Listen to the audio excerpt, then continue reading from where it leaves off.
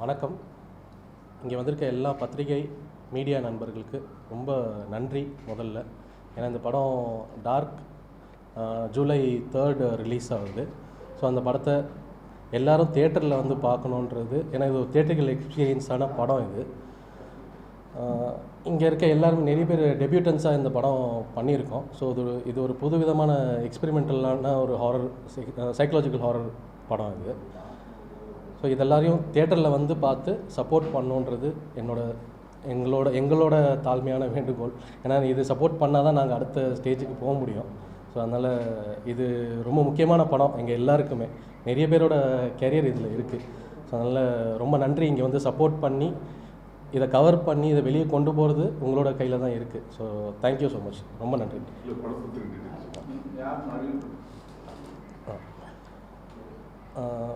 இந்த படம் டார்க் படம், கணேஷோட கதையை நான் வந்து டைரக்ட் பண்ணியிருக்கேன். ஸோ இதில் நடித்த அஜய், அஞ்சனா, நாங்கள் எல்லாருமே, கேமராமேன் ரவிசக்தி, ஸோ எல்லாருமே டெபியூட்டன்ஸாக சேர்ந்து ஒரு படம் பண்ணியிருக்கோம். ஸோ இந்த படம் கதை வந்து ஒரு சைக்கலாஜிக்கல் ஹாரர் படமாக தான் இது பண்ணியிருக்கோம். ஸோ நிறைய வந்து சைக்கலாஜிக்கல் ட்ரீட்மெண்ட் தான் ஜாஸ்தி இருக்கும். ஸோ அதுதான் இதில் ஒரு புதுமையாக நாங்கள் பார்க்குறோம். ஸோ இதில் முக்கியமான விஷயம், புது ஹீரோ வந்து ஒரு படம் பண்ணி அது வந்து ட்ரெய்லரில் வந்து நல்ல ரிசப்ஷன் கிடச்சிது. ஸோ நல்ல ஒரு ட்ரெய்லரே நல்லா ஒரு இம்பேக்ட் க்ரியேட் பண்ணிச்சு. ஸோ அது படமும் அந்த மாதிரி ஒரு இம்பேக்ட் க்ரியேட் பண்ணணும்னு நம்புகிறேன். இந்த படம் கதையாக ஒரு கடவுள் நம்பிக்கையே இல்லாத ஒரு மனுஷன் ஒரு வீட்டுக்குள்ளே போகிறான். அங்கே நடக்கிற அமானுஷங்கள் அவனோட நம்பிக்கையை எப்படி கேள்விக்குறியாக்குது. ஸோ அது அவனை எப்படி மனச்சிதைவுக்கு உண்டாக்குது. அதிலேருந்து அவன் எப்படி மீண்டு வரானா இல்லையான்றது தான் இந்த கதையோட ஒரு ட்ராவலாக இருக்கும். ஸோ கதை கடைசி வரைக்குமே ஒரு க்யூரியாசிட்டியோட அவன் எப்படி வெளியே வரப்போகிறான் இதில் இருந்து அப்படின்ற ஒரு க்யூரியாசிட்டி இந்த கிளைமேக்ஸ் வரைக்குமே இது ட்ராவல் ஆகி போகும். ஸோ நீங்கள் படம் பார்த்துட்டு ஸோ எப்படி இருக்குன்றதை நீங்கள் சொல்லுங்கள்.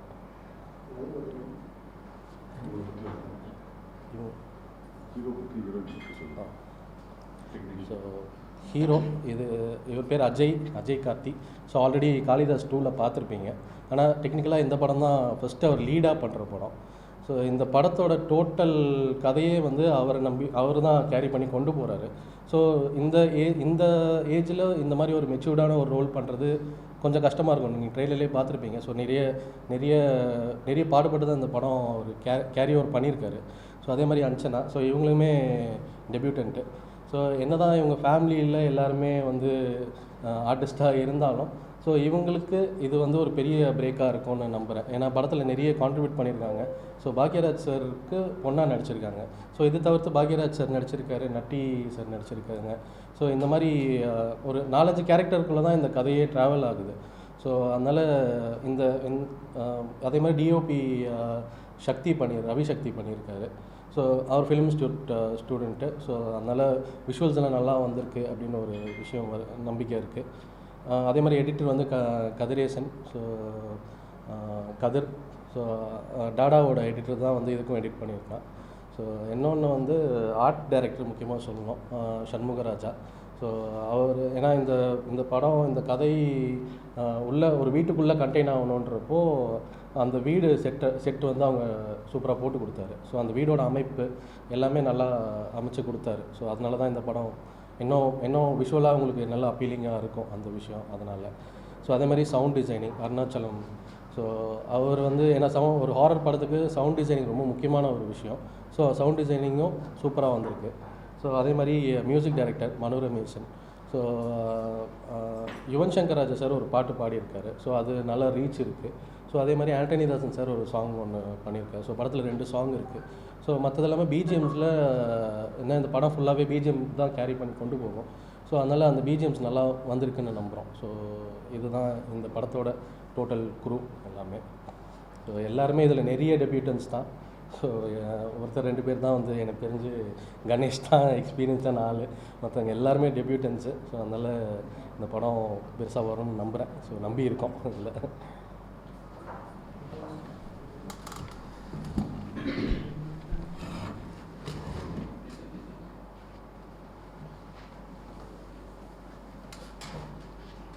எல்லாருக்கும்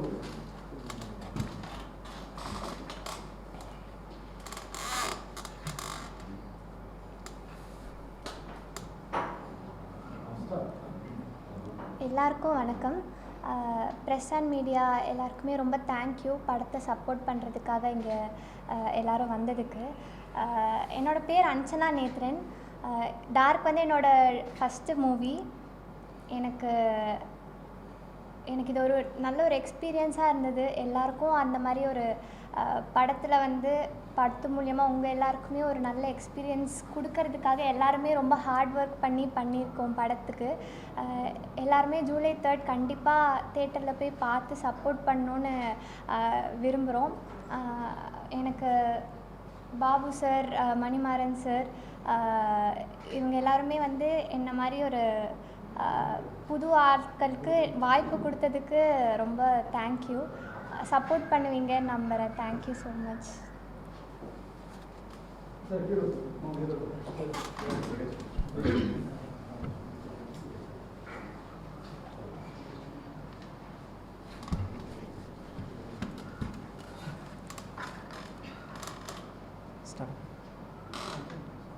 வந்திருக்கும் அனைத்து ப்ரெஸ் அண்ட் மீடியா நண்பர்கள் எல்லாருக்கும் என் வணக்கங்கள்.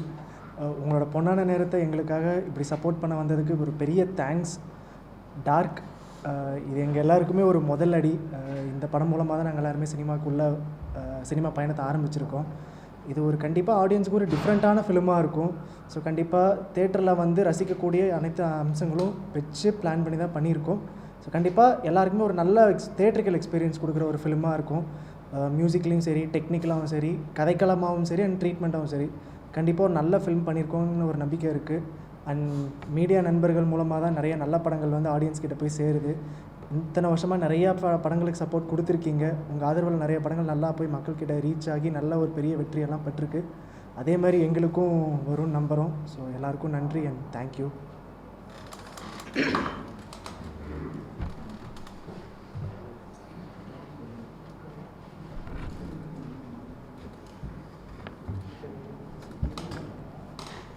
ஓகே, வணக்கம். டாடாக்கு அப்புறம் இப்போ தான் என்னோடய ஒரு ப்ராடக்ட்காக ப்ரெஸ்ஸை மீட் பண்ணுறேன். ரொம்ப சந்தோஷமாக இருக்குது. ஏன்னா 3 இயர்ஸ் கழித்து திருப்பி உங்களெல்லாம் பார்க்குறது. இதே மாதிரி ஒரு ப்ரெஸ் மீட் ஒரு 3 வருஷத்துக்கு முன்னாடி என் லைஃப்பை மாற்றுச்சு. இந்த ப்ரெஸ் மீட்டும் என்னோடய ஃப்ரெண்ட்ஸோட லைஃப்பை மாற்றணும்னு நம்புகிறேன். டார்க் வந்து என்னோடய கதை. டார்க்கோட ஓவர்வியூ என்ன அப்படின்னா, ரொம்ப நாளாக பேய் படம்னாலே நம்மளுக்கு படத்தை தாண்டி நம்மளுக்கு எப்பயுமே ஒரு பேய் இருக்கா இல்லையான்ற ஒரு கேள்வி எப்பயுமே நம்மளுக்கு இருந்துக்கிட்டே இருக்கும். அது எப்பயுமே இருக்கும். ஸோ டார்க் அதுதான். அதுலேருந்து வந்த ஒரு கதை தான் அது. 2 பேர் தான் இருக்கும். பேய் இருக்குன்னு நம்புகிறவங்க, இல்லைன்னு நம்புகிறவங்க. இந்த இருக்குன்னு நம்புகிறவங்க வந்து இல்லைன்ற ஒரு ஸ்டேஜிலேருந்து தான் இருக்குன்னு ஒரு ஸ்டேஜுக்கு வந்திருப்பான். ஸோ அது ஒரு ட்ராவல் ஒன்று நடந்திருக்கும். ஸோ இப்போ இந்த ட்ராவல் அவனை இருக்குன்னு நம்ப வைக்கிறதுக்கு சில விஷயங்கள் நடந்திருக்கும் அவன் லைஃப்பில். அது என்னவாக இருக்கும் அப்படின்ற கொஸ்டினுக்கான ஆன்சர் தான் வந்து டார்க். ஸோ அது நிறைய டெஸ்டிமனிஸ், ரியல் லைஃப் இன்சிடென்ட்ஸ் இதெல்லாம் எடுத்து அதை ஒரு கதையாக கம்பைல் பண்ணி கொடுத்துருக்கோம். ஸோ அந்த மாதிரி இல்லைன்ற ஒரு இடத்துலேருந்து இருக்குன்னு ஒருத்தன் நம்புகிறான், அந்த ஸ்டேஜுக்கு போகிறான். அதுதான் டார்க். அதுதான் கதை. அந்த கதையை தான் இவங்க விஷுவல் கொடுத்துருக்காங்க. இது வந்து எம்ஜி ஸ்டுடியோஸ் மணிமாறனோட சேர்ந்து நான் ப்ரொடியூஸ் பண்ணுறேன், கோ ப்ரொடியூசராக. And Senthil sir, 5 star Senthil sir, அவரோட சேர்ந்து இந்த படத்தில் நானும் ஒரு ப்ரொடியூசராக ஃபஸ்ட் டைம் இன்ட்ரடியூஸ் ஆகிறேன். அப்புறம் என்னோடய ஃப்ரெண்ட்ஸ் இதில் ஏற்கனவே பார்த்திங்கன்னா டாடாவோட டெக்னீஷியன்ஸ் தான். டாடாவில் வந்து அசோசியேட்ஸாக இருந்த எல்லோரும் இந்த படத்தில் சீஃப் டெக்னீஷியன்ஸாக மாறுறாங்க. இன்க்ளூடிங் த டைரக்டர் வந்து டாடாவில் அசோசியேட் டைரக்டராக இருந்தார், இப்போது டைரக்டர் ஆகிட்டார். அந்த மாதிரி ஒவ்வொரு டிபார்ட்மெண்ட்லேயும் இருந்த ஆட்கள் இதில் வந்து எல்லாருக்கும் ஒரு ஃபஸ்ட் டைமாக இதில் இருக்குது டெக்னீஷியன்ஸை பொறுத்த வரைக்கும். ஆர்ட் டைரக்டர் பார்த்திங்கன்னா டாடா இப்போ கராத்தே பாபு அந்த சட்டமன்ற செட்லாம் பார்த்திங்களா, அதை போட்ட ஒரு ஆர்ட் டைரக்டர். ஸோ அவர் பண்ணியிருக்காரு. எடிட்டர் பார்த்திங்கன்னா அதே கராத்தே பாபு, டாடா என் கூட பண்ண எடிட்டர் தான் பண்ணியிருக்காங்க. ஸோ ஏறக்குறைய என்னோட இருக்க எல்லாருமே இந்த படத்தில் இருக்காங்க. மியூசிக் டைரக்டர் வந்து மனு ரமேஷன் அப்படின்னு சொல்லிட்டு ஏறக்குறைய அவர் இது அவருக்கு இன்ட்ரோ கிடையாது. ஏற்கனவே அவர் வந்து பிடிச்சிருக்கு. அதுக்கப்புறம் 8 திக்கும் மதையானை, இந்த மாதிரி திரைப்படங்கள் தமிழில் ஆல்ரெடி 2-3 படம் பண்ணியிருக்காரு. அவர் மலையாளமில் கன்சிஸ்டண்ட்டாக படம் பண்ணக்கூடிய ஒரு மியூசிக் டைரக்டர் அவர். ரமேஷன் நாயர் உங்களுக்கு தெரிஞ்சிருக்கும்னு நினைக்கிறேன். இங்கே நம்மளுக்கு எப்படி வைரமுத்து சாரோ அந்த மாதிரி அந்த கேரளாவில் ரமேஷன் நாயர் வந்து சாகித்ய அகாடமி அவார்டு வாங்கின ஒருத்தர். அவருடைய மகன் தான் வந்து மனு ரமேஷன். அவர் ரொம்ப நாள் கழித்து திருப்பி தமிழில் ஒரு படம் பண்ணுறாரு. அண்ட் ஸோ ப்ராப்பர் தியேட்டர் எக்ஸ்பீரியன்ஸாக உங்களுக்கு இருக்கும். ஸோ இது வந்து வீட்லேயோ இல்லை வந்து நம்ம வந்து ஃபோன்லேயோ பார்க்குற ஒரு படமாக இருக்காது. ஒரு சட்டிலான ஒரு எக்ஸ்பீரியன்ஸ் கொடுக்கணும். ஏன்னா எனக்கு எல்லாருக்கும் ஒரு பேய் கதை இருக்கும்ல. இப்போ நம்ம எல்லாருமே வந்து பார்த்தோம்னா நம்ம எல்லோரும் ஒரு பேய் கதை நம்ம லைஃப்பில் இருக்கும். நம்ம சின்ன வயசில் உட்காந்து பேசும்போது எங்கள் வீட்டில் ஒன்று நடந்துச்சு தெரியுமாடான்னு ஆரம்பித்து சில கதைகள்லாம் சொல்லுவோம். ஸோ அது ரொம்ப கனெக்டபுளாக ரொம்ப க்ளோசர் டு ரியாலிட்டி இருக்கும். ஸோ அதை அச்சீவ் பண்ண ட்ரை பண்ணியிருக்கோம். ரொம்ப ரியலான ஒரு பேய் படம். அந்த ஒரு ஒரு ஒரு ஒரு ப்ரெசன்ஸை ஃபீல் பண்ணுறோன்னா அப்போ நம்ம என்ன மாதிரியான எமோஷன்ஸ் எக்ஸ்ப்ரெஸ் பண்ணுவோம் அப்படின்றது தான் நாங்கள் பேசிக்காக அந்த படத்தில் கேப்சர் பண்ண ட்ரை பண்ணியிருக்கோம்.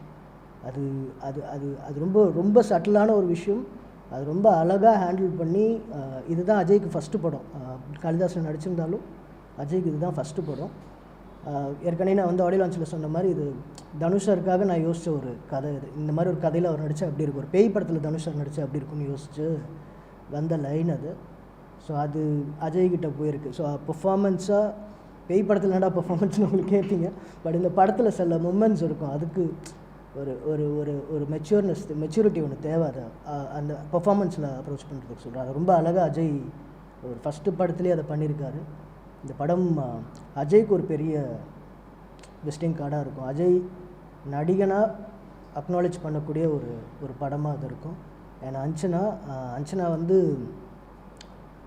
நேத்ரன் சாரோட டாட்டர். ஸோ அவங்களோட லெகசியை தாங்கி வராங்க. அவங்களும் இண்டஸ்ட்ரிக்குள்ளே அவங்க அக்கா ஆல்ரெடி நடிச்சிட்ருக்காங்க. இப்போ அவங்களும் உள்ளே வராங்க. இதுதான் அஞ்சனாவுக்கு ஃபஸ்ட்டு படம். ஸோ அவங்களுக்கும் வாழ்த்துக்கள். அவங்களும் ரொம்ப நல்லா பண்ணியிருக்காங்க. தொடர்ந்து என்னோடய அடுத்த படமான பிளடி பாலிடிக்ஸ்லேயும் அவங்க லீடாக பண்ணுறாங்க. ஸோ அவங்க நடிச்சிருக்காங்க. அப்புறம் பாக்யராஜ் சார் நடித்த கடைசியான சில திரைப்படங்களில் இதுவும் ஒன்று ரிலீஸ் ஆக போகுது. அதான் போன வெள்ளிக்கிழமை வரைக்கும் கான்டாக்டில் இருந்தவர் இன்றைக்கி இல்லை. அவர் என்ன சொல்கிறது, டாடாலையும் சரி இதுலேயும் டார்க்லேயும் டாடாவில் கூட எனக்கு முதல் என்ன சொல்கிறது, அந்த ஃபஸ்ட்டு டே அவரோட ஷூட் பண்ணும்போது அவர் டைலாகே கிடையாது. ஃபஸ்ட்டு அவரை கொண்டு வந்து உட்கார வச்சிட்டேன். அவ்வளோ பெரிய லெஜெண்டரி ஆக்டர். அவர் கேட்டே இருக்க டைலாக் இருக்கா இல்லை சார்னு சொல்லிகிட்டே இருக்கேன். இப்போ ரெண்டாவது சீக்வன்ஸ் ஷூட் பண்ணும்போது அதில் பக்கமாக வசனம் இருக்குது. நான் வசனத்தை கொடுக்குறேன். அவர் பக்கத்துலேயே உள்ள அவர் கேரவன் போகிற பக்கத்தில் இன்னொரு பேப்பரில் எழுதி வச்சுருக்கார். இதுக்கு அப்படியே பேரலாக நான் அதை அவாய்ட் பண்ணுறேன். இல்லை சார் வேணான்னு சார் அது பண்ணுவேன்னு வந்து ஸ்டப்பனாக பண்ணுறாரு. அப்போது நானும் சுனியை யோசிச்சுக்கோங்க. நான் ஏதோ பெரிய டேரக்டராக ஃபீல் பண்ணிக்கிட்டு அவர்கிட்ட போய் இல்லை சார் அப்படி இப்படின்னு சொல்லதுக்கப்புறம் அவர் பர்ஃபார்ம் பண்ணுறாரு. அந்த ஷார்ட் ஆரம்பித்து முடியறதுக்குள்ளே என்ன ஒரு டைரக்டர் அவருக்கு கன்வின்ஸ் பண்ணிட்டு போயிட்டார். அப்போ நான் எவ்வளோ பெரிய முட்டாள் அப்படின்றது எனக்கு அப்போ தான் புரிஞ்சுது. அதுக்கப்புறம் என்றைக்குமே அவர்கிட்ட நான் பேப்பரை கொண்டு போனதே இல்லை. எனக்கு என்ன வேணும்னு சொன்னால் அவரோட வேர்ஷன் கொடுப்பார். அவரோட போர்ஷன் டைலாக் ரைட்டர் அவர் தான். அது என்ன வேணும்னு சொன்னால் அதை எழுதிடுவார். அதே மாதிரி தான் டார்க்லேயும் பண்ணார். டார்க்கில் கல்யாண் பேப்பர்லாம் எடுத்துகிட்டு போகும்போது இல்லைடா என்ன வேணும்னு சொல்லு, ஏன்னா நம்மளுக்கு தெரியாதது அவருக்கு தெரியும். நம்ம ஏதோ ஒன்று வந்து ஃபோக்கஸாக இது வச்சுட்டு இதுதான் வேணும்னு நம்ம எழுதி வச்சுருப்போம். ஆனால் நான் ஒரு கதையாக கேட்டு அவர் அதில் ஒன்று கொடுப்பார், அதை வாங்கிக்கோ அப்படின்னு சொல்லி பிகினிங்லேருந்து எண்டு வரைக்கும். டாடாவில் வெறும் அவர் ஒரு 3 நாள் தான் நடித்தார். டார்க்கில் ரொம்ப நாள் டைம் ஸ்பெண்ட் பண்ணோம் அவர் கூட. ரொம்ப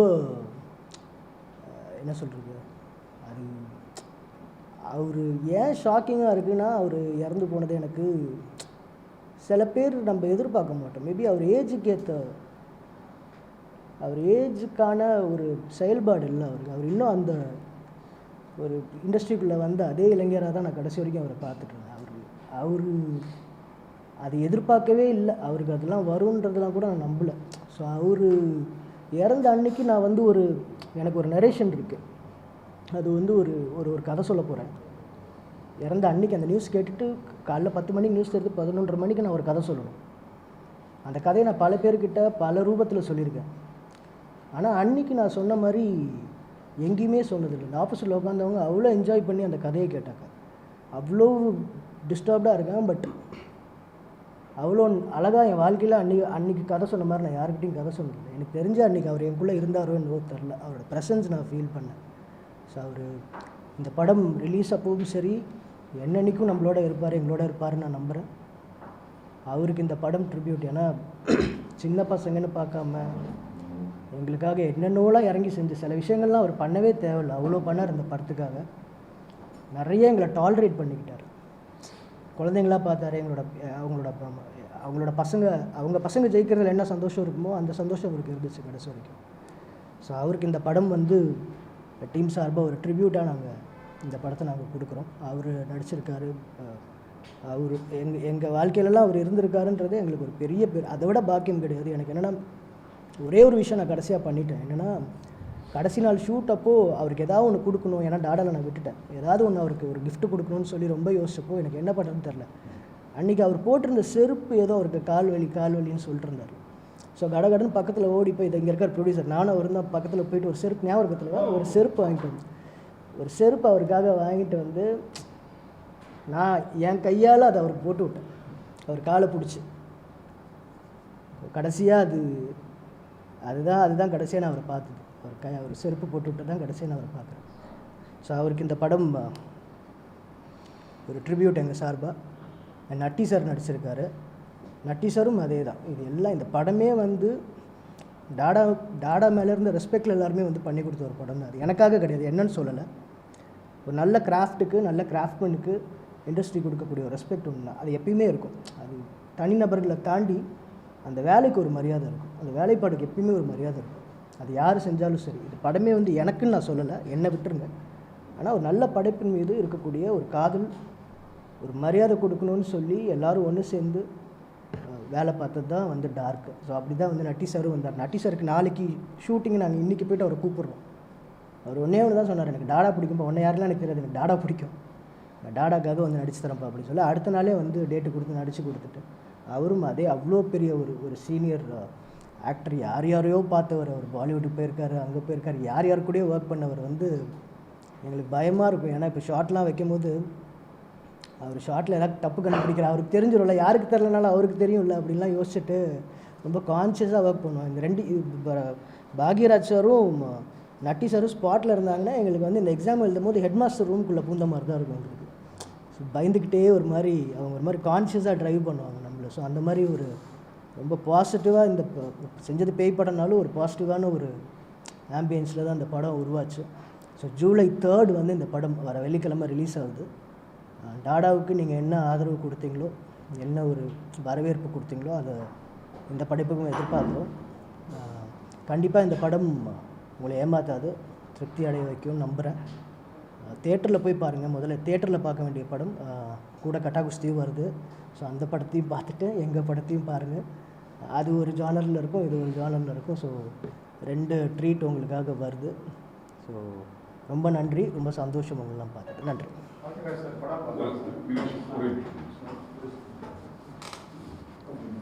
மணிமாறன் பேசுகிறீங்களா?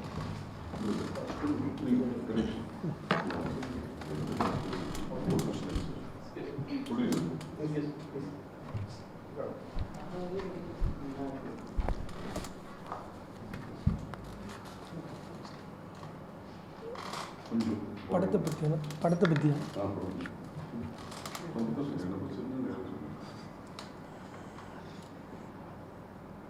எல்லாருக்கும் வணக்கம். இந்த டார்க் இந்த படம் வந்து ஒரு சைக்காலஜிக்கல் ஹாரர் த்ரில்லரு. இந்த படம் ஆரம்பிக்கணும்னு முடிவு பண்ணும்போது பாபு சார் தான் நான் ஒரு ஸ்கிரிப்ட் வச்சுருக்கேன், அது வந்து பெரிய ஹீரோவுக்கு பண்ணுறதுக்காக வச்சுருக்கேன், ஆனால் கொஞ்சம் ஒரு எக்ஸ்பிரிமெண்டலாக இருக்கும் அப்படின்னு சொல்லி பேசிகிட்டு இருந்தோம். அது நீங்களே ப்ரொடக்ஷன் பண்ணுங்க அப்படின்னு சொல்லிட்டு சொல்லியிருந்தார். அப்போ நாங்கள் நிறையா ட்ரை பண்ணிகிட்டு இருக்கும்போது அப்போது கல்யாண் டைரக்டர் என்ன சொன்னார்னா, இது வந்து ஒரு நியூ ஃபேஸாக போயிடலாம் அப்படின்னு சொல்லும் போது தான் எனக்கு ஃபஸ்ட்டு அப்புறம் நாங்கள் அஜயை மீட் பண்ணி பேசினோம். ஸ்கிரிப்டுக்கு செட் ஆகியிருந்தார். அதுக்கப்புறம் நாங்கள் வந்து இதில் வேறு யாரும் நடிக்கலான்னு பிளான் பண்ணும்போது நாங்கள் டாடான்னு ஒரு படம் பண்ணும்போது எப்படி பாக்யராஜ் சார் உள்ளே வந்ததுக்கப்புறம் அந்த படம் பாசிட்டிவாக போணுச்சு. எல்லாமே நாங்கள் கவின் ப்ரோ இருந்தார், அதுக்கப்புறம் எங்கள்கிட்ட எதுவுமே இல்லை. பாக்யராஜ் சார்கிட்ட கதை சொன்னார், ஓகே ஆகி வெளில வரோம், உடனே மியூசிக் டைரக்டர் வராங்க, கேமராமேன் வராங்க, அந்த மாதிரி ஒரு பாசிட்டிவாக ஒரு விஷயம் போணுச்சு. ப்ரொடியூசரும் வந்து கண்டினியூஸாக ஷூட்டிங் போயிடுங்கப்பா அப்படிங்கிற மாதிரி சொல்கிற அளவுக்கு இருந்துச்சு. அது மாதிரி இந்த படத்துலேயும் பாக்யராஜ் சார்கிட்ட கதை சொல்லிட்டு வந்தோடனே அடுத்தது உடனே நட்டி என்னட்ட போயிட்டு கதை சொன்னோம். எப்போ ஷூட்டிங் அப்படின்னு கேட்டார். நாளைக்குண்ணா அப்படின்னா நான் உடனே வரேன் அப்படின்னு சொல்லி வந்தார். இதில் பாக்கியராஜ் சார் இது உள்ளே வந்ததுக்கப்புறம் நிறைய பாசிட்டிவான விஷயம் நடந்துச்சு. எங்களுக்கு ரொம்ப நெருக்கமாக இருந்தார். டாடா சமயத்தில் டாடா ஹிட் ஆகிடுச்சு. அதில் சக்ஸஸ் மீட்டெல்லாம் அவரால் வர முடியலை, கொஞ்சம் பிஸியாக இருந்ததுனால. இந்த படத்துக்கு வரேன் அப்படிங்கிற மாதிரிலாம் சொல்லியிருந்தார். நான் ஒரு 3 நாளைக்கு முன்னாடி ஃபோன் பண்ணி டைரக்டர் ஒரு சின்னதாக ஒரு வாய்ஸ் கொடுக்கணும் அப்படின்னு சொல்லும் போது, சார் இந்த மாதிரி ஒரு டப்பிங் வாய்ஸ் மிஸ் ஆகிருக்கு சார், அது கொஞ்சம் பேசணும் அப்படின்னு சொன்னோம். வரேன்ப்பா, நான் கோவாவில் இருக்கேன், நாளைக்கு வந்து கொடுத்துட்றேன்னு சொன்னார். நான் இன்றைக்கி ஆக்சுவலாக காலையில் 10:30க்கு நானும் டேரக்டரும் போயிட்டு அந்த வாய்ஸ் எடுத்துகிட்டு வரணும். பார்த்தா நிக்கில நான் ஃபோன் பண்ணி இந்த மாதிரி சொன்னார். ரொம்ப வருத்தமாக இருந்துச்சு. எங்களுக்கு இந்த படத்தில் ரொம்ப ஹெல்ப் பண்ணியிருக்காரு. டயலாக் வைஸாகவும் நிறையா ஹெல்ப் பண்ணியிருக்காரு. இது வந்து நிறையா சொன்னாங்களான்னு தெரில. பேசும்போது ஒரு டயலாக்கில் பிரதர் அந்த ஒரு பேய் மேலே இருக்குது அப்படின்னு சொல்லி இவர் பயந்துக்கிட்டு அந்த வீட்டில் இருக்க முடியாமல் ஹீரோ இல்லை அந்த மாதிரி இருக்கும்போது கதையில் இதில் ட்ரெய்லரில் வருது. இந்த மாதிரி என்னப்பா அப்படின்னு சொல்லிட்டு மேலே போகிறாரு. மேலே போய் பேசிகிட்டு இருக்கும்போது அப்போது டயலாக்கில் வந்து நாங்கள் வேறு ஒன்று வச்சுருந்தோம். அவர் அந்த பேய் இருக்குன்றியே, அது வந்து பொம்பளை பேய் தானே அப்படின்னு டயலாக் போட்டார். அந்தளவுக்கு எங்களுக்கு ரொம்ப ஆம்பளை பேயா பொம்பளை பேயா அந்த மாதிரிலாம் டயலாக் போட்டு கொடுத்தாரு. அதுக்கப்புறம் அஞ்சனா ரொம்ப ஒரு நல்ல பர்ஃபார்மர், நல்ல டான்ஸர், பெரிய ஹீரோயினாக வரும் அஞ்சனா. அப்புறம் எங்களுக்கு கேமராமேன்லாம் ரொம்ப நல்லா ஒர்க் பண்ணியிருக்காரு. அவர் டாடாவில் அசோசியேட்டாக இருந்தார். எழில் மாதிரியே ஒரு கேமராமேனாக வருவார் அவர். படம் வந்து ஒரு தியேட்டரில் எல்லாரோடையும் ஆடியன்ஸோடு உட்காந்து என்ஜாய் பண்ணி பார்க்குற படமாக இருக்கும். கட்டா குஸ்தி வருது வேல்ஸ் ப்ரொடக்ஷனில். அது ஒரு காமெடி ஜானராக இருந்தாலும் இந்த படம் வந்து உங்களுக்கு திருப்திப்படுத்துகிற மாதிரி இருக்கும். எல்லோரும் தியேட்டரில் வந்து படம் பார்க்கணுன்னு கேட்டுக்கிறோம். நன்றி, வணக்கம்.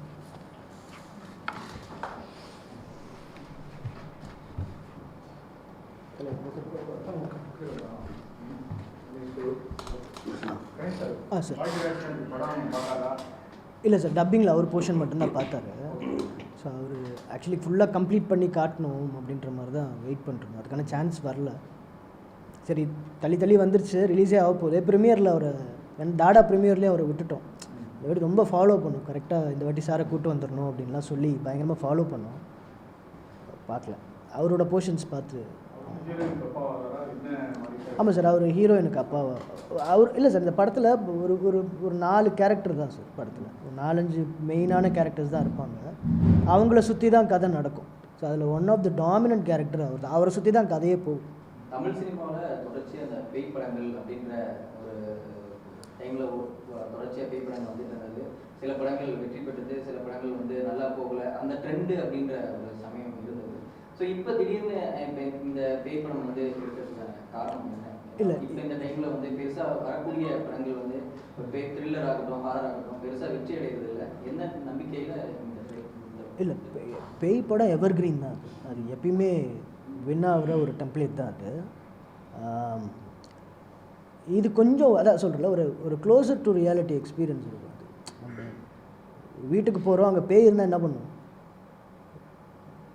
திரும்பி வந்துடுவோம். அதுதான் ரியாலிட்டி.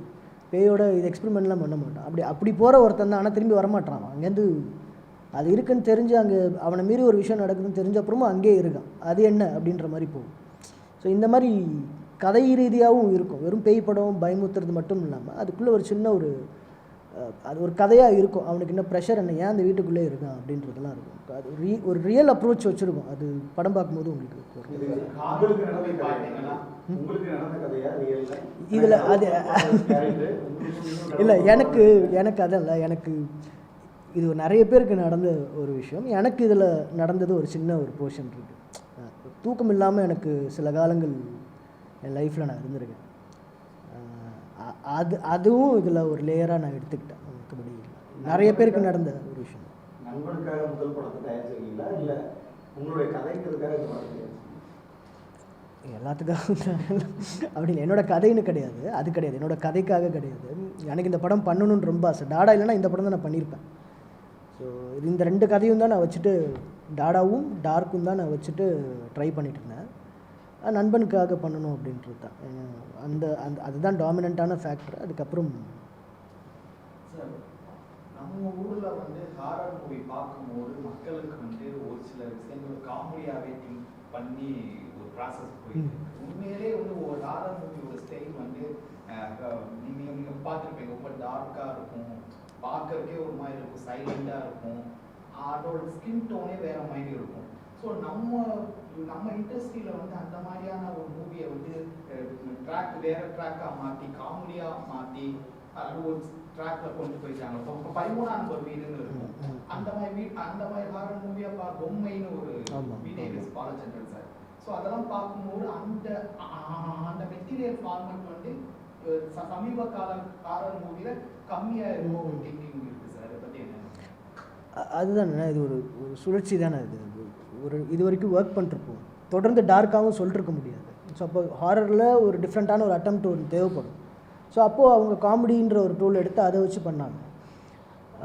மோஸ்ட்டாக அது என்னென்னா, ஹாரர்ன்ற ஒரு எலிமெண்ட் வந்து அது ஸ்க்ரீனில் இருக்கிறது இல்லை, நம்ம மைண்டில் இருக்கிறது.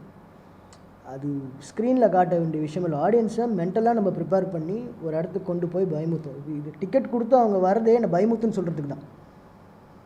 ஸோ அப்போது அந்த மாதிரியான சில விஷயங்கள் ஃபேக்டர்ஸ்லாம் அந்த மாதிரி தான் ஆரம்பிச்சுது. அது பொய்யாவாதே என்ன பயமுத்து, பயப்படுறதுன்றதே ஒரு நல்ல ஃபீலிங் தான். அது அப்பப்போ தேவைப்படும் நமக்கு.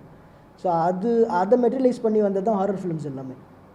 ஸோ அந்த மாதிரி இதுலேயும் வந்து நாங்கள் ஸ்க்ரீன்லேயும் இருக்கோம், பட் மென்டலாக அவங்களை ப்ரிப்பேர் பண்ணிகிட்டே இருப்போம். ஸ்க்ரீன் பிளேயில் அது உங்களுக்கு நீங்கள் ப்ரிப்பேர் ஆகி ஒரு விஷயத்தை நோக்கி போயிட்டே இருப்பீங்க. அது வரும்போது உங்களுக்கு அந்த எக்ஸ்பீரியன்ஸ் கிடைக்கும். ஒரு சின்ன ஒரு ஜம்ப் ஸ்கேர் இருக்கும் உங்களுக்கு. ஸோ அதுதான் டார்க். அந்த மாதிரியான டார்க்கான ஒரு இது தான். இப்போ அது காமெடியாக இதுலேயும் காமெடி இருக்குது, ஒரு லேயராக இதுலேயுமே இருக்குது, டார்க்காக இருக்கும். அதான் திருப்பி சொல்கிறேன். என்னென்னா சில இதெல்லாம் நாங்கள் ரொம்ப சீரியஸாக பண்ண விஷயங்கள்லாம் படம் பார்த்தவங்க சிரித்தாங்க. அது ஒரு மாதிரியான சக்ஸஸ் தான். அது ஏன்னா அந்த இடத்துல அவங்க இருந்தால் அதான் பண்ணியிருப்பாங்க அப்படின்றது அதெல்லாம் இருக்குது. ஸோ அந்த மாதிரி சின்னதாக நீங்கள் சிரிக்கவும் செய்வீங்க, பயப்படவும் செய்வீங்க, கனெக்டாக ஒரு மிக்சடாக தான் இருக்கும். யாவரும் நலம். ஆமாம் ஆமாம். அதான் நீங்கள் என்னென்னா ஃபுல்லாக கதை கேட்டுருவீங்க போல் இருக்குண்ணா. அதான் அது ஒரு கான்செப்டுவலான போஸ்டர் தான். அதில் இருக்க எல்லா எலிமெண்ட்ஸும் இருக்கும், எலிமெண்ட்ஸாக யூஸ் பண்ணிக்கணும். ரைட்டர்ஸ் இருக்காங்க சார். உங்கள் பாயிண்ட் ஆஃப் வியூவில் வந்து ஒரு ரைட்டர் பெரிய டேரக்டர்ஸ் ஆகிட்டு இந்த மாதிரி வந்து நம்ம வந்து ஏன் சார் ஒரு சில இயக்குனர் வந்து அவங்களே ஸ்டோரி எழுதி அவங்களே இந்த டேரக்டர் பாருங்க அவங்களே மியூசிக் கூட போல ஒரு ஸ்டேஜ் ஆரம்பிச்சாங்க. ஸோ இதை பற்றி என்ன சொல்லுங்க? ரைட்டர்ஸ் இங்கே ரொம்ப கம்மியாக இருக்கிறாங்க. ஒரு சில ஸ்டோரிஸ் வந்து உங்களை மாதிரி நபர்கள் ஒரு ஸ்டோரிஸ் வேற இயக்குனர் பண்ணால் இன்னும் கொஞ்சம் வீரியத்தன்மை அதிகமாக இருக்குங்க. ஆமாண்ணா, டாடா கம்ப்ளீட்டாக நான் எழுதி நான் டைரக்ட் பண்ண ஃபார்மேட். எனக்குமே இந்த ரைட்டர்ஸ் ஃபார்மேட் ஒர்க் ஆகாது. எனக்கு என்னென்னா கம்ப்ளீட்டாக, ஏன்னா அது விஷுவல் ஆக்குறேன் அப்படின்னா அதில் ஒரு அது என்னன்ற எனக்குள்ளேருந்து வந்து அது இன்னும் கொஞ்சம் பெட்டராக இருக்கும்னு நினைப்பேன் எப்பயுமே. ஸோ அது எனக்குள்ளேருந்து வந்த விஷயத்த நான் எழுதுனேன்னா என்னால் ஈஸியாக இயக்க முடியுன்றது என்னோடய நம்பிக்கை. அது டாடாவில் இருந்துச்சு. இப்போ 2வது படம் கராத்தே பாபுல 2 ரைட்டர்ஸ் இருக்காங்க. ஏன்னா என் வயசை மீறி என் அனுபவத்தை மீறி நான் ஒரு கதையை தொடுறேன். அப்போ எனக்கு ஒரு சப்போர்ட் ஒன்று தேவை. 2 ரைட்டர்ஸ். ஏன்னா நான் டாடாவும் இல்லாமல் இது ஒரு கராத்தே பாபுல ஒரு கமர்ஷியல் ஃபிலிமாக எடுக்கிறேன். எனக்கு கமர்ஷியல் ஃபிலிம் எடுத்த எக்ஸ்பீரியன்ஸ் கிடையாது. இன்னொன்று வடசென்னையை சேர்ந்த மக்களுடைய வாழ்வியலை சொல்லக்கூடிய, நானும் வடசென்னை பையன்தான், ஆனால் என் வயசுக்கு மீறின ஆட்களை தொடும்போது எனக்கு ஒரு டவுட் வருது. என்னால் எனக்கு அவங்க உருவம் இருக்குது, சீன் என்ன நடக்குதுன்னெலாம் தெரியுது, ஆனால் அவங்க என்ன பேச போகிறாங்க, எப்படி பேசுவாங்கன்றதுலாம் எனக்கு தெரியாது. ஸோ அவங்களோட வாழ்க்கை அனுபவத்தை பொறுத்து தானே அவங்களுடைய செயல்பாடுகள் இருக்கும். அப்போ அதுக்கு நான் ஒரு ரைட்டர் தேடுறேன். அப்போ பாக்கியம் சங்கர்னு ஒருத்தர், அவர் வடசென்னை பேஸ்டு ரைட்டர், அவர் ஒரு பெரிய ரைட்டர். இப்போ பாக்கியம் சங்கர் நான் கூப்பிட்றேன். இப்போ 2 விஷயத்தை நான் அட்டம் பண்ணுறேன் அப்படின்றப்ப எனக்கு 2 பேர் தேவைப்படுறாங்க. அது தேவைக்கேற்ப நம்ம ரைட்டர்ஸை உள்ளே கூப்பிட்டுக்கிறோம், அவ்வளோதான். தேவை இருந்துச்சுன்னா ஆட்டோமேட்டிக்காக நம்ம ரைட்டர்ஸை கூப்பிட்டுப்போம். இல்லைன்ற பட்சத்தில் நான் எப்பயுமே அந்த ஃபார்மேட் தான். எனக்கு என்ன தோணுதோ அதை நான் எழுதி நான் அதை எடுக்கணுன்ற ஃபார்மேட்டில் நான் இன்னும் தான் இருக்கேன். ஆனால் இந்த கதைக்கு ரைட்டர்ஸ் தேவைப்படுறாங்க. அப்போ நான் ரைட்டர்ஸை நான் ஹையர் பண்ணிக்கிறேன். அங்கே நான் என்னை பிளாக் பண்ணிக்கல, நான் தான் எழுதுவேன்ட்டு. அப்போது படத்துக்கு நேர்மையாக ஒன்று வேலை பார்க்கும்போது படம் தேர்ந்தெடுத்துக்கும் யார் தேவை யார் வேணான்றதில்ல. அதுக்கு உயிர் இருக்குது, அது பார்த்துக்கும். நீங்கள் ப்ரொடியூசர் ஆகிட்டாங்க, போதாது வரைக்கும் ஒரு ஹீரோவையும் 3-4 படம் ப்ரொடக்ஷன் பண்ணிருக்கீங்க. ஜெயம் ரவி சார், ஆக்சுவலி ரவி சாரை பல பரிணாமங்களில் பார்த்தது நான் தான். ஏன்னா நான் போயிட்டு ஜெயம் ரவி சாருக்கு கதை சொல்கிறேன், ரவி மோகன் சாரை வச்சு ஷூட் பண்ணுறேன். ப்ரொடியூசர் ரவி சார் பாதி ஷூட்டில் வராரு, அப்புறம் பார்த்தா டேரக்டர் ரவி சார் வராரு பாதியில்.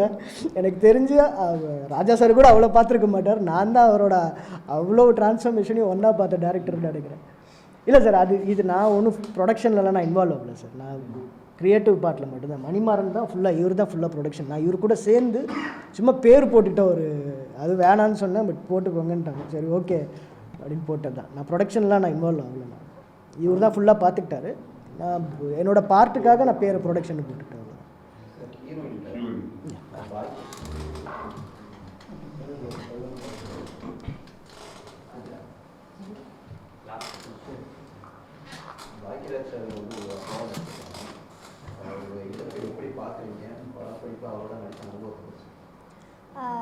பாக்யராஜ் சார் கூட ஸ்க்ரீனில் ஒரு சின்ன ஒரு ஓரமான ஒரு இடம் கிடைச்சாலே அது ஒரு பெரிய பாக்கியமாக தான் நான் பார்க்குறேன். படத்தில் எனக்கு கம்மி காம்பினேஷன் தான் சாரோட. நிறைய ட்ராவல் பண்ண முடியலன்ற ஒரு சின்ன வருத்தம் இருக்குது. ஆனால் எதிர்பார்க்காத விஷயமாக நடந்தது. ரொம்ப பெரிய அது இழப்பு தான். மொத்த டீமுக்குமே, மொத்த சினிமா இண்டஸ்ட்ரிக்குமே ஒரு பெரிய ஒரு இழப்பு தான் சார், பாக்யராஜ் சாரோட செய்தி. நீங்கள் இவ்வளோ சாஃப்டாக இருக்கீங்க, இவ்வளோ சாஃப்டாக பேசுகிறீங்க. கேள்வி படம் எப்படி நினச்சிங்க? ரொம்ப கஷ்டமாக இல்லையா டேரக்டர்? இல்லை, டைரக்டர் மொத்த டீமுமே எல்லாருமே ரொம்ப ஸ்வீட். எதுவுமே திட்டி எதுவுமே பண்ணதில்லை. எப்படி வேலை வாங்கணுமோ அப்படி வேலை வாங்கிட்டு இருந்தாங்க. மொத்தமாகவே எக்ஸ்பீரியன்ஸ் வைஸ் நிறைய டீம் கிட்டேருந்து, சார் டைரக்டர்ஸ் கல்யாண் சார் கிட்டேருந்தும் எல்லார்கிட்ட இருந்தும் நான் சின்ன சின்ன விஷயங்கள் நிறைய கற்றுக்கிட்டேன். பொறுமையாக எனக்கு சொல்லி கொடுத்த பண்ண வச்சாங்க. அப்படி எதுவும் நடக்கலை. அப்படி எதுவும் நடக்கலை. தமிழ் சினிமாவில் இப்போ ட்ரெண்ட் என்னன்னா டேரக்டர்லாம் அடுத்த படத்திலே கதாநாயகனா ஆகணும். நீங்கள் எப்போ நோ கமெண்ட்ஸ். உங்களுக்கு அந்த மாட்டேன்னு சொல்லுறீங்களா? என்ன சார்? ஐயோ அப்பா, இல்லை சார், இப்போதைக்கு ஐடியாலாம் இல்லை சார். கதாநாயகன் எல்லா டேரக்டரும் அப்படி தான் சொன்னாங்க.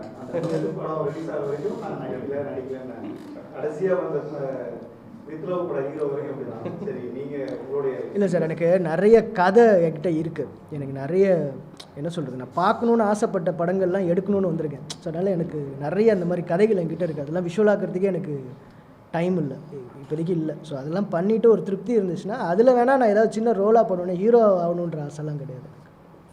படத்தை தாண்டி ஒரு கேள்வி, கராத்தே பாக்ஸில் நீங்கள் வந்து பொலிட்டிக்கல் சட்டையில ட்ரை பண்ணியிருக்கீங்க. இப்போ கரண்ட் சுச்சுவேஷன் எல்லாருமே பொலிட்டிக்கலாக சட்டசபை உட்காந்து பார்க்குற நிகழ்வுலாம் நடக்குது இல்லையா?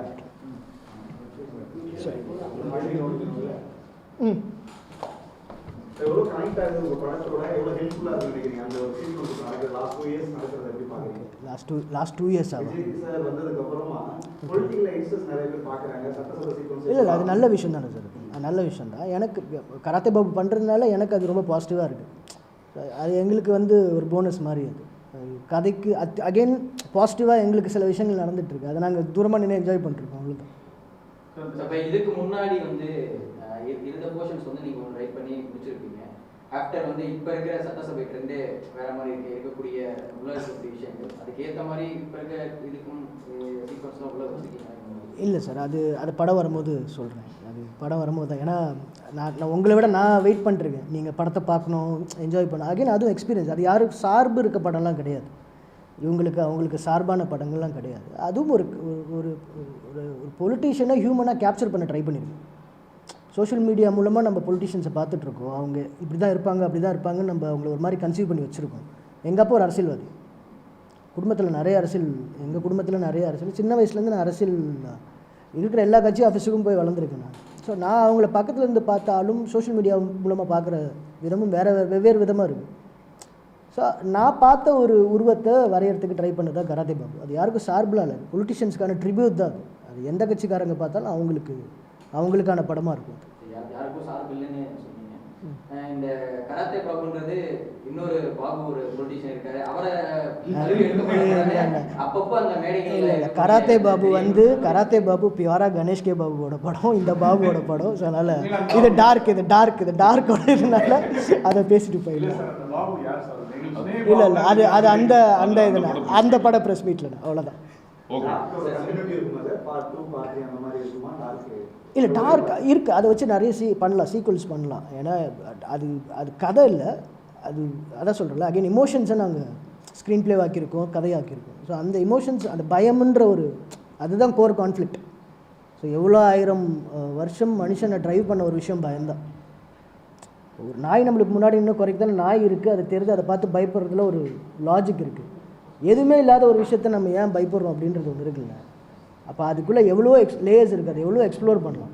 ஸோ அந்த ஒரு விஷயத்தை வச்சு டார்க் என்ன மாதிரி வேணால் எடுக்கலாம், அது என்ன வேணால் எடுக்கலாம். ஸோ அதனால் வாய்ப்பு இருக்குது டார்க்குக்கு அடுத்தடுத்து இது இருக்குது. போட்டியா? ஆனால் போட்டி நான் சொல்லுவேன். அந்த ப்ரொடியூசர் 3 நாளைக்கு முன்னாடி சொன்னார், சார் நான் ரொம்ப சந்தோஷமா இருக்கேன், டேபிள் ப்ராஜெக்ட் நல்லா வந்துருக்கு சார், நல்லா அருமையாக வந்துருக்கு சார்.